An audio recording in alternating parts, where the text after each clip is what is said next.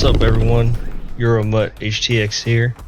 Gonna go over some basic controller settings. Just kind of see if maybe this is something you want to set up for yourself. For me, I game on PC. I'm using an Xbox 360 Elite 2 controller. Works great. Tweaked my settings on there. It works great. Reprogrammed some of my buttons over to my triggers. But most importantly, you need to make sure you have your settings right in your game.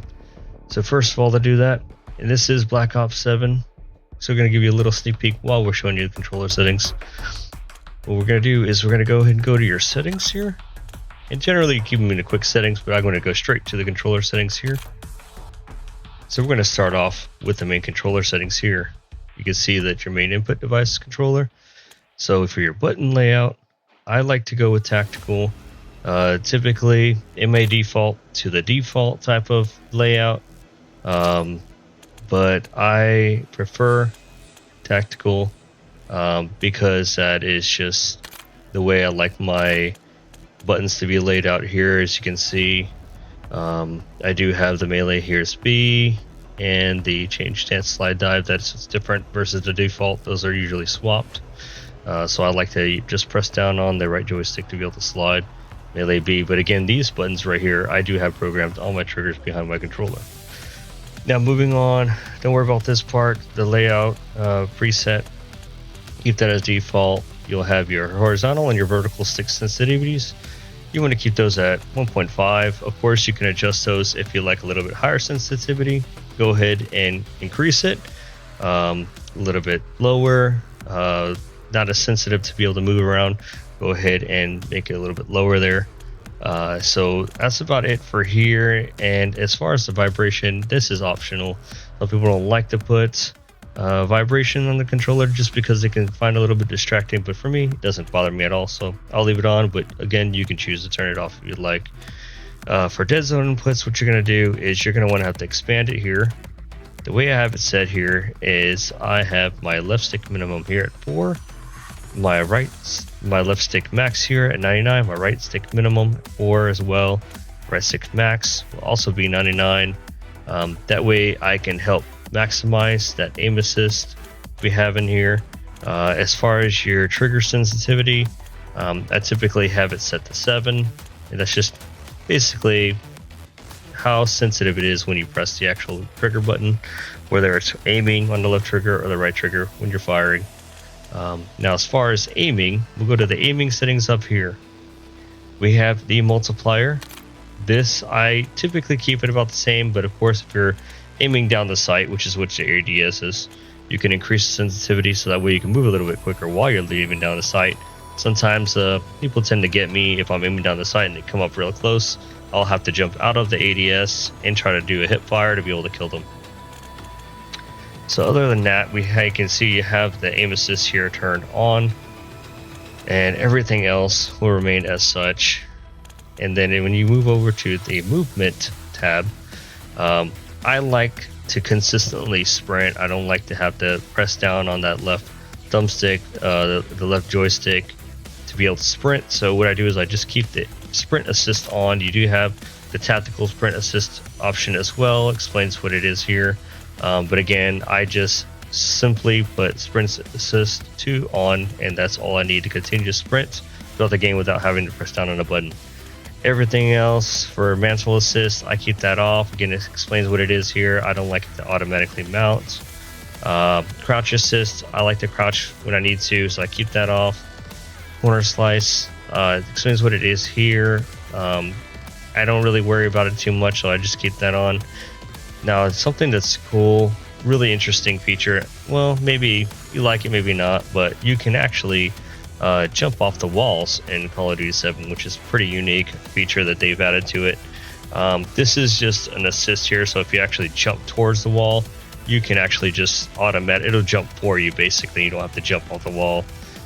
I just have it off. I'm just naturally quick at jumping off the walls myself manually, so I just leave it off. Again, if you want a little bit of help, go ahead and turn that on.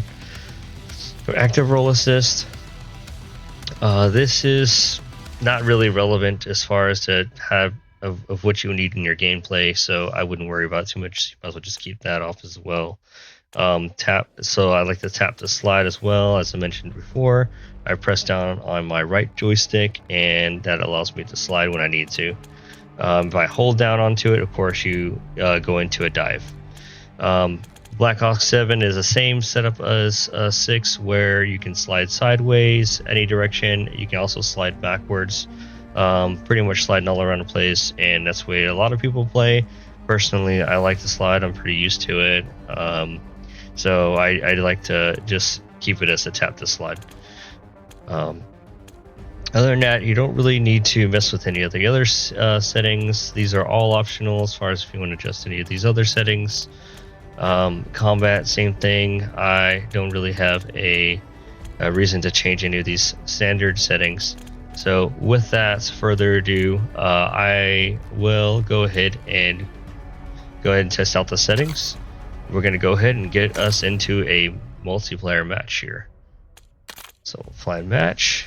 I'll start using my controller here now. We'll go to the open watch fit mode. Classic matchmaking here.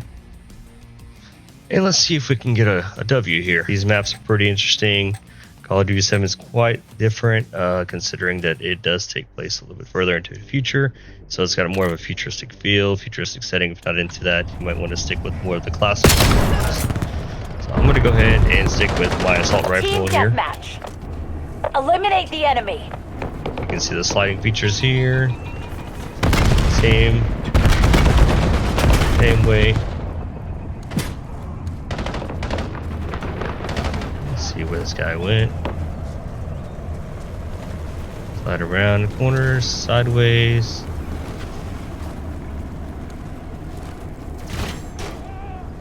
So yeah, I can jump off the wall there. Not much going on here.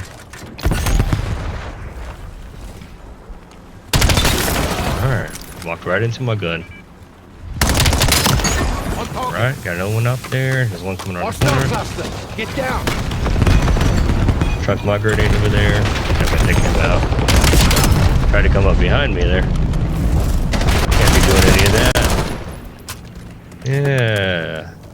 There you go. Eat them bullets, buddy.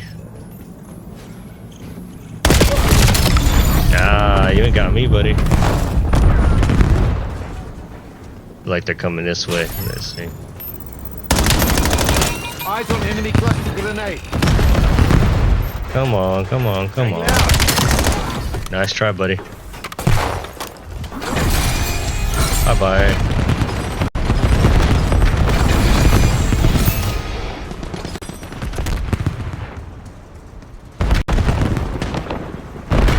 Feel like they're coming here. I see him, I see him. Stun incoming. Ah.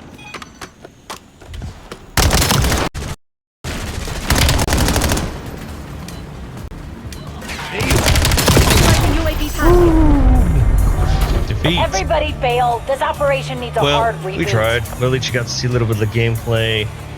Pretty neat, pretty fluid, working well. That's the Call of Duty Black Ops 7 beta. Not bad. Definitely futuristic. Guns are slightly different. Layout's a little bit different, but overall pretty much the same. I guess that's what I get for already joining a match and play. We didn't quite win that match, but it's alright. Didn't do too bad. But there we go. There go the Twin Oompa Loompas. Thinking they're all cool and junk. Yeah, it's alright. Maybe next time we'll get them. But anyways, guys, thanks for tuning in. Try out those controller settings. It should work out great for you. Good luck. Happy gaming, guys. Peace out.